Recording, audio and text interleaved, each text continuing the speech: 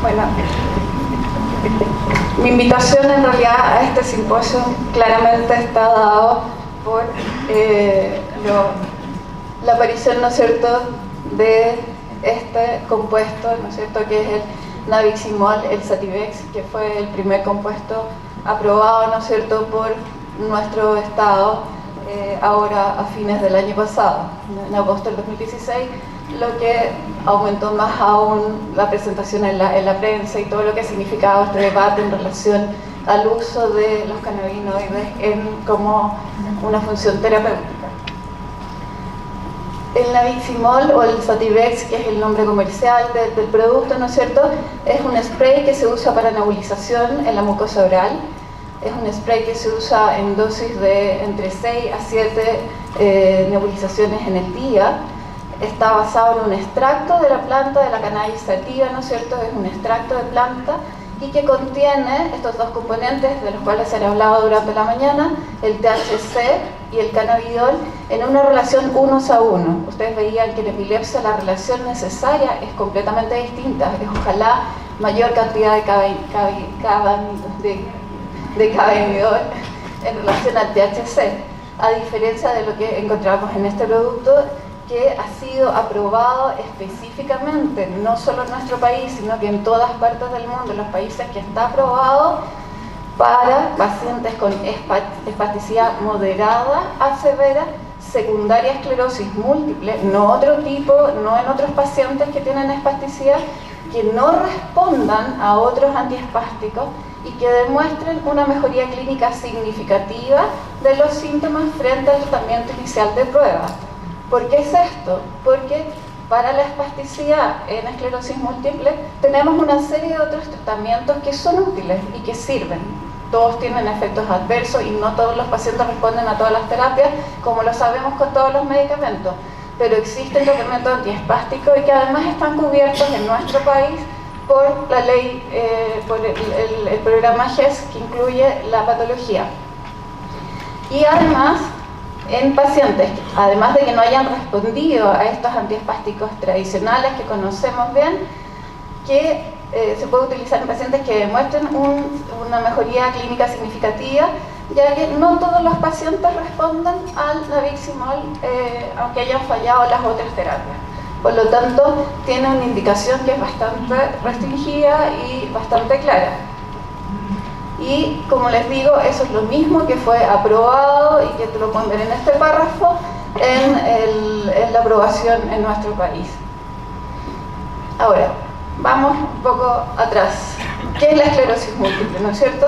La esclerosis múltiple es una enfermedad que fue descrita por Charcot, al igual que muchas otras enfermedades neurológicas, ¿no es cierto?, en Francia. Es una enfermedad que es inflamatoria. Nuestro sistema inmunológico es el que de alguna manera se altera, se desregula y provoca lesiones inflamatorias en el sistema nervioso central, y esas lesiones inflamatorias que afectan distintas áreas del sistema nervioso central van a provocar lesiones desmielinizantes, daño axonal y en el tiempo neurodegeneración. ¿Qué significa neurodegeneración? Muerte neuronal y todo lo que eso lleva en el tiempo. Es una enfermedad crónica que afecta a adultos jóvenes. En general, ustedes ven, el rango de edad puede ir entre 10 a 60 años, hay niños menores y hay adultos mayores también, pero la mayoría de los pacientes se diagnostica entre los 25 y 30 años de edad. Por lo tanto, es una enfermedad que tiene un alto impacto social, ya que afecta a gente joven que está en pleno desarrollo, está estudiando, está iniciando su vida familiar, académica o de trabajo, ¿no es cierto?, y afecta preferentemente a mujeres. O sea, por otro lado, mujeres que quieren tener familia, que quieren desarrollarse profesionalmente. Entonces, es una enfermedad que tiene un impacto importante. Y esto es en el norte, Europa, Norteamérica, donde la enfermedad tiene una prevalencia más bien importante, a diferencia de nuestros países, que la enfermedad tiene una prevalencia bastante más baja, ¿ya? En Estados Unidos, o sea, en Europa, los países del norte de Europa tienen prevalencia que van entre los 80 y 150 por 100.000 habitantes, ¿ya? A diferencia de lo que puede haber en nuestro país, que si bien no tenemos estudios de prevalencia bien hechos, está alrededor de 10 por 100.000 habitantes, o sea, para que vean la diferencia. En estos países con alta prevalencia, la esclerosis múltiple es la primera causa de invalidez no traumática en adultos jóvenes. ¿Por qué se produce esta enfermedad? Como les decía, una enfermedad inicialmente inflamatoria, de alguna manera es nuestro sistema inmunológico el que se ve alterado. Hay factores genéticos que estarían influyendo en alrededor del 30%, hay alrededor de 140, 150 genes ya descritos que tienen que ver con la regulación del sistema inmunológico que pueden estar alterados, sin embargo podría tenerlos todos alterados y nunca desarrollar la enfermedad, ¿no es cierto? Y de ahí están los factores ambientales. Dentro de los más conocidos está el tabaquismo. El tabaquismo claramente se asocia con la esclerosis múltiple, tanto en el riesgo de desarrollarla como los pacientes que ya la tienen, que mantienen el tabaquismo, aumentan la mala respuesta a las terapias, aumentan la inflamación, aumentan la tasa de brote. Por lo tanto, esto es un factor epidemiológico y que uno puede variar y cambiar dentro de las causas que están involucradas. ¿Qué otros factores son importantes? La obesidad infantil, que también es un factor asociado a la enfermedad y que también es susceptible de modificarlo por medidas ¿cierto?, de salud pública. El aumento de la obesidad infantil se ha asociado a un aumento del riesgo de desarrollar la enfermedad en la adultez. Hay factores que ya son un poco menos manejables, como los factores virales. Convivimos con los virus, estamos todo el tiempo expuestos a ellos y no es algo que podamos evitar.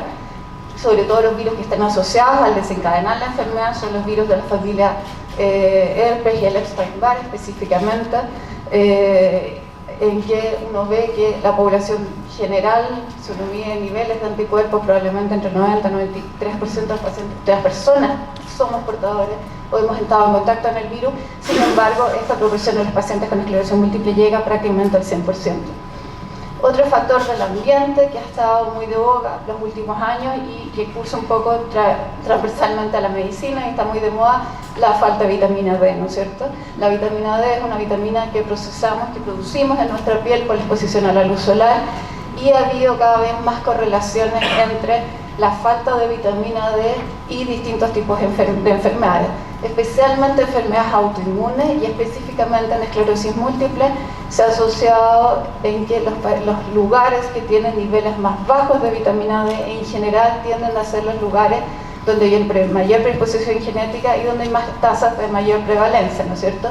Sin embargo, la vitamina D parece ser un factor importante como un regulador del sistema inmunológico, por lo tanto, hoy en día es importante medir los niveles y reemplazarlos si así son insuficientes. Sin embargo, hay varios estudios hechos que la vitamina D, si bien es un factor importante, no es definitivo y no es una cosa terapéutica por sí sola. Y todo lo que tiene que ver con el ambiente y con los microbiotas. Y todo este conjunto de causas, ¿no es cierto?, nos van a desencadenar esta enfermedad que estábamos hablando, en que se producen estas inflamaciones perivenulares, esos linfocitos alrededor de las vénulas, que es lo que traducimos en la resonancia, que vemos como estas lesiones captantes de gadolinium que afectan distintas áreas de nuestro sistema nervioso central. Que hay en la histología de esto, no solo hay inflamación, como lo vemos acá, sino que también uno tiene un axón aquí y vemos esta imagen de un axón con este globo en la punta, que eso significa un axón que fue cortado y eso implica muerte finalmente de esa neurona, ¿ya? Por lo tanto, no solo es una enfermedad inflamatoria, sino que también neurodegenerativa y que va dañando a nuestros pacientes. Como les decía, tiene un gran impacto sobre todo en los países que tienen una alta prevalencia. Kerima hablaba de los pacientes con epilepsia, que son sobre 60 millones, ¿no es cierto? Aquí estamos hablando de 2,5 millones de personas afectadas en el mundo, ¿ya? Sin embargo, esta enfermedad, cuando no se maneja adecuadamente y no se usan los tratamientos con los que hoy en día contamos, sí va a producir un gran impacto en cuanto a discapacidad, pues si son personas que parten alrededor de los 20, 25, 30 años, en el curso de 15, 20 años, van a alcanzar no solo discapacidad cognitiva, sino que discapacidad física importante. Hoy en día tenemos la suerte que tenemos una gran cantidad de tratamientos moduladores de la enfermedad que son capaces de tener un impacto y cambiar esta evolución natural de la enfermedad, y que en nuestro país están cubiertos, no todos, pero en un porcentaje importante, por el GES y otro por la ley Rigarte Soto. que van a ir a bloquear la evolución de la enfermedad o tratar de irla limitando para evitar llegar a este curso catastrófico. Síntomas de la enfermedad, como suponen, al ser una enfermedad que afecta en distintas áreas a nuestro sistema nervioso central, los síntomas son múltiples, ¿ya? Depende del área que afecte. Los síntomas frecuentes son alteraciones de la sensibilidad, alteraciones motoras con falta de fuerza, pérdida de visión, alteraciones de la coordinación, de la marcha, etc. Son una serie de alteraciones de síntomas que van a traducir las distintas lesiones que están provocando en el sistema nervioso central. Ahora, síntomas importantes asociados a esto pues, también son fatiga, alteraciones anímicas, ¿no es cierto?, trastornos ansiosos, y específicamente en relación al tema que estamos conversando, los pacientes tienen síntomas de dolores, tienen trastornos del sueño, tienen espasticidad en un grupo importante de los pacientes. Ahora, en relación al cannabinoide, ¿no es cierto?, lo que vimos y la aprobación para el Sativex es la espasticidad en pacientes con esclerosis múltiple. O sea, ustedes pueden ver que el Sativex es un medicamento que es útil para un síntoma de toda esta gran enfermedad que estamos hablando y no es para la enfermedad en sí, no cambia la evolución natural de la enfermedad como sí otros medicamentos que están cubiertos por el GES y por la ley Ricard de Soto. Este medicamento es específico para controlar un síntoma en un subgrupo de pacientes que lo tengan y que no estén respondiendo a otras terapias, ¿no? Y creo que es súper importante tenerlo muy claro. Que la espasticidad es el aumento del tono muscular involuntario. Son pacientes que tienen rigidez, ¿ya? En asociación a la lesión de la vía piramidal o la vía córtico-espinal, junto con la falta de fuerza que se puede producir, hay alteración del tono muscular que es espasticidad. Y eso asociado al aumento de los reflejos, etc. ¿Ya? Este daño de la vía córtico-espinal, ¿no es cierto?, es susceptible de ser dañada por distintas patologías y una de ellas es la esclerosis múltiple, que puede tener lesiones tanto a nivel de la corteza, del tronco cerebral, de la médula espinal, en distintos sitios. Por eso es un síntoma que tiene cierta importancia dentro de la enfermedad, ¿no es cierto? Sin embargo, también puede ser producida secundaria a una lesión espinal por otra causa, por un traumatismo, por un accidente vascular encefálico, ¿no es cierto? Sin embargo, los estudios donde han mostrado cierta eficacia es solo en la esclerosis múltiple.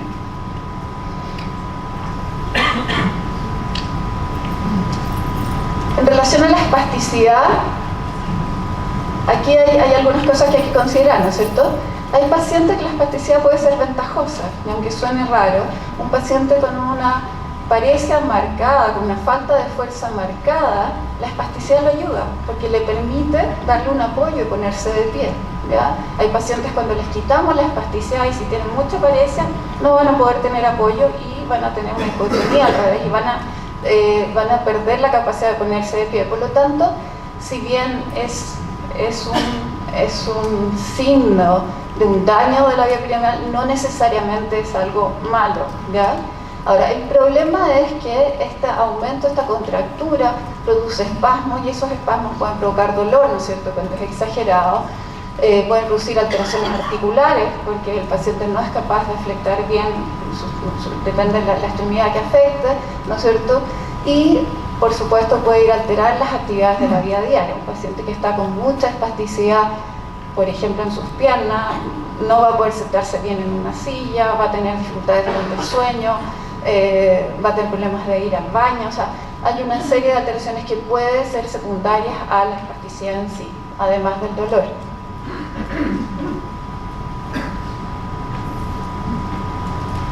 Ahora, en general, un poco se las nombro porque en los estudios se habla mucho de esta escala, la escala de Ashworth, que es la que se utiliza en general clínicamente para evaluar la espasticidad.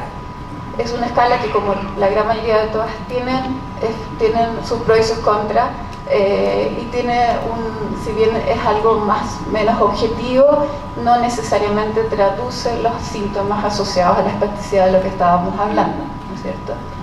Ahora, ¿cómo se trata en general la espasticidad? Tenemos un tratamiento farmacológico, pero también un tratamiento fundamental en esto es la rehabilitación y es la kinesioterapia. Y es fundamental y es central, yo les diría, yo casi lo pondría al revés. Un paciente que está con una buena rehabilitación y una buena quimioterapia, en general vamos disminuyendo los tratamientos farmacológicos, y es un coayudante.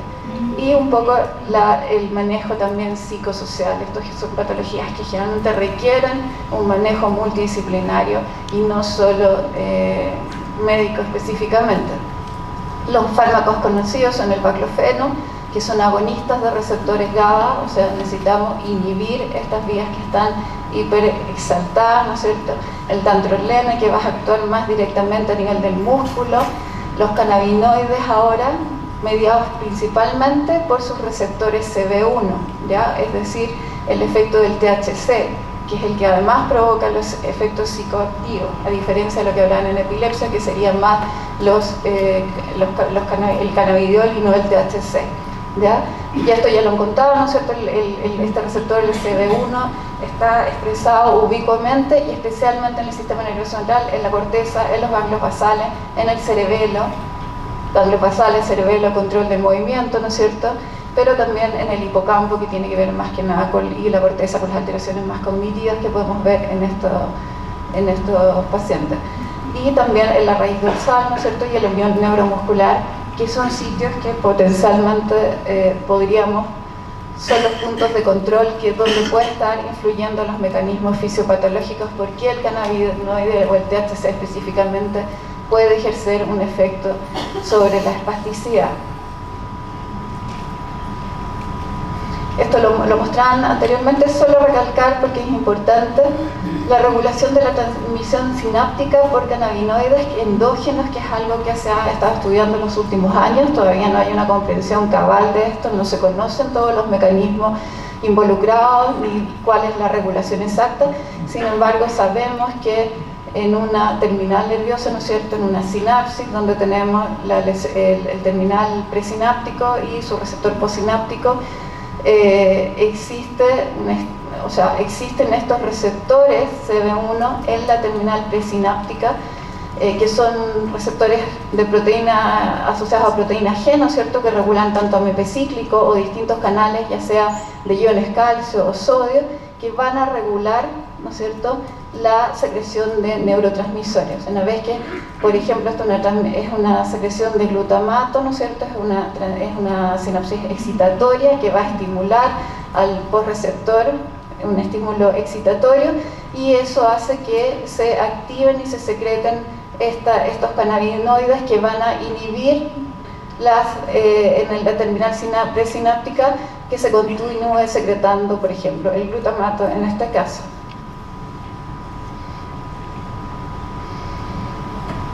¿Qué se ha visto en los modelos animales? En esclerosis múltiple tenemos modelos animales que han sido ampliamente estudiados por largos años, distintos tipos de modelos. El clásico es la encefalomielitis aguda, en que son ratones en que se les induce una enfermedad desmielinizante, que es muy similar a un evento aislado como lo que ocurre en los pacientes. Sin embargo, no sigue el curso crónico de la enfermedad como lo vemos en los pacientes. Por lo tanto, si bien son modelos animales que nos han permitido el desarrollo de todas las terapias que existen hoy día en la enfermedad, no son traducibles completamente y de alguna manera en los pacientes. ¿Qué se ha visto con los agonistas de los receptores cannabinoides? Es que disminuyen la espasticidad en modelos animales, ¿ya? Ahora, este efecto antiespástico de los agonistas lo inhibo si yo le saco el receptor CB1, lo que da claramente evidencia de que el receptor CB1 y su agonista, que sería en este caso el THC, serían los responsables del efecto en la espasticidad más que los otros componentes, ¿no es cierto? Y por otro lado, si yo ocupo antagonistas de estos receptores, eso hace que se empeore la espasticidad o el temblor en los modelos animales.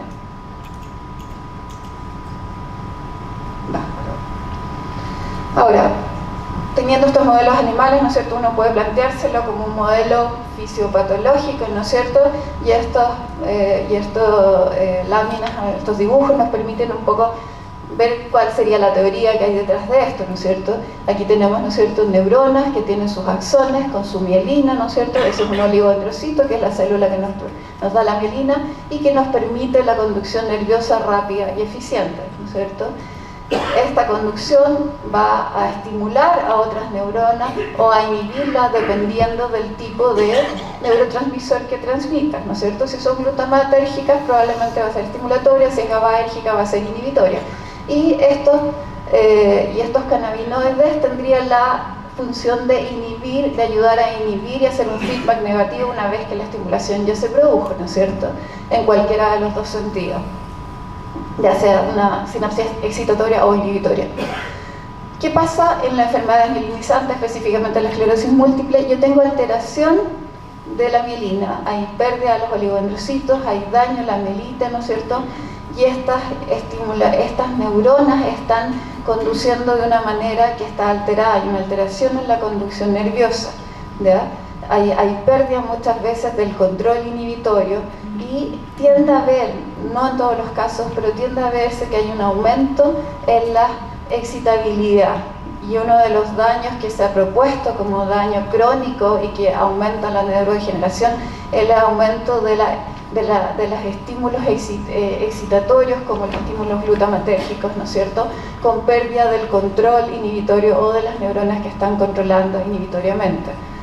Y eso es lo que se propone, que de alguna manera estos receptores cannabinoides, uno al estimularlo, ya no desde la vía endógena que está alterada, sino que con agonistas externos, ¿no es cierto?, uno pudiese ir a regular esta sinapsis y disminuir la sobreexcitabilidad que provoca estas neuronas, provocando la espasticidad, ¿no es cierto?